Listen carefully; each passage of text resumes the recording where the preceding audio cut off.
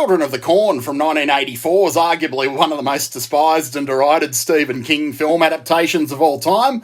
Most horror fans really hate it.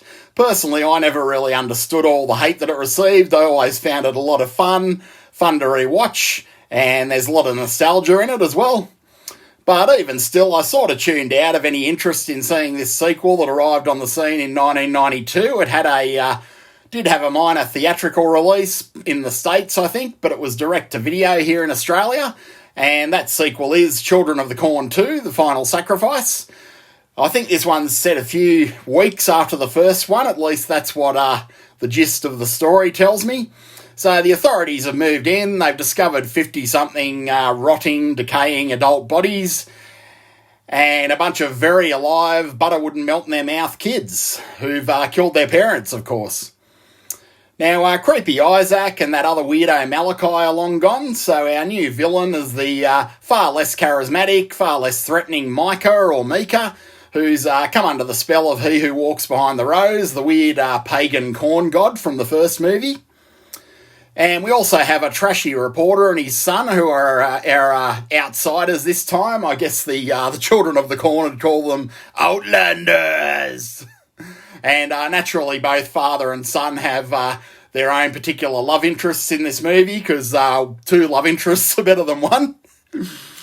But I was pleasantly surprised by Children of the Corn 2. It's a good bit of fun, and it even has a few Stephen King references for superfans, like a reference to Hemmingford, where Mother Abigail lived in the Stand, of course.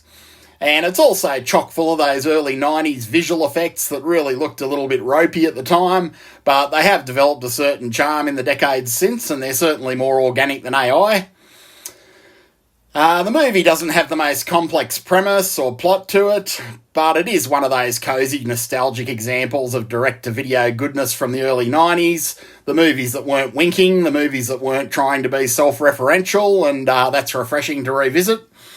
I mean, this was a time when you'd visit your local video store and these things would just randomly appear unheralded on the shelf as a nice little surprise. They were simpler times indeed, pre-internet.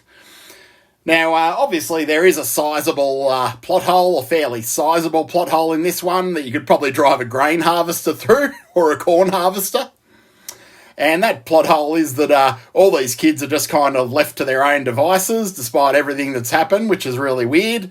I mean, you'd think that Child Protective Services, or whatever the Nebraska equivalent is, would be heavily involved in basically removing them from the area and fostering them out. I mean, there is a throwaway scene where the local do-gooder, the local love interest, is asking who's looking after the children, but that's about the extent of the care of the adults in this movie for children. There's one or two adults, but it is what it is. So overall, Children of the Corn 2, The Final Sacrifice, is an entertaining enough early 90s time capsule, as I said, from a time before these cheap horror movies felt the need to be too self-referential and above what they were making.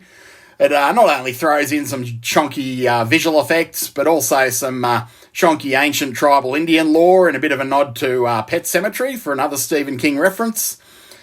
And the trashy reporter kind of looks like a poor man's Bill Pullman.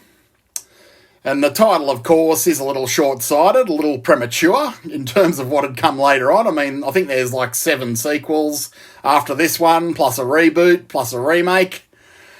And that's a lot of corn right there. So this one isn't Citizen Kane by any stretch of the imagination. It's probably more like Citizen Corn. And naturally, I reckon this would make a great second part on a double bill with the original movie, the first Children of the Corn from 1984. Not the remake or the reboot, the OG movie. Children of the Corn from 1984 is always one that I did enjoy, as I say, despite all the hate. I'd never understood all the hate for this movie. I mean, it's better than most things nowadays, the original Children of the Corn film adaptation. And the second one is quite entertaining as well, The Final Harvest, which quite an ironic title because, as I said, there's 8 sequels or 7 or 6, can't remember, and also a reboot and a remake. So Children of the Corn 2 was far from the last entry in the series by a long shot. But nevertheless, an entertaining little movie. It won't tax the brain too heavily. It's really just more of the same, faster, more intense, and just a nice little revisitation of Gatlin from the first movie. So a good one for sentimental fans of 1984's Children of the Corn to check out if you do want more Children of the Corn, but you don't want a reboot or a remake or anything like that, which I can hardly blame you for nowadays. So that's about all I've got on Children of the Corn 2. Quite a little entertaining movie. As I said, everyone takes it very seriously, including the filmmakers, which is nice and refreshing.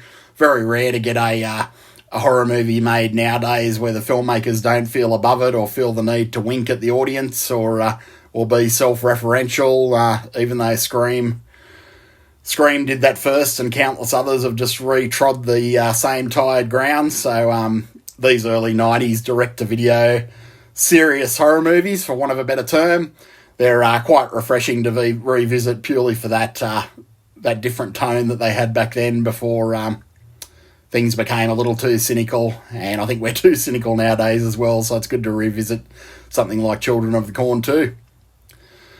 So I hope you've enjoyed this video. I hope it's inspired you to check out Children of the Corn 2.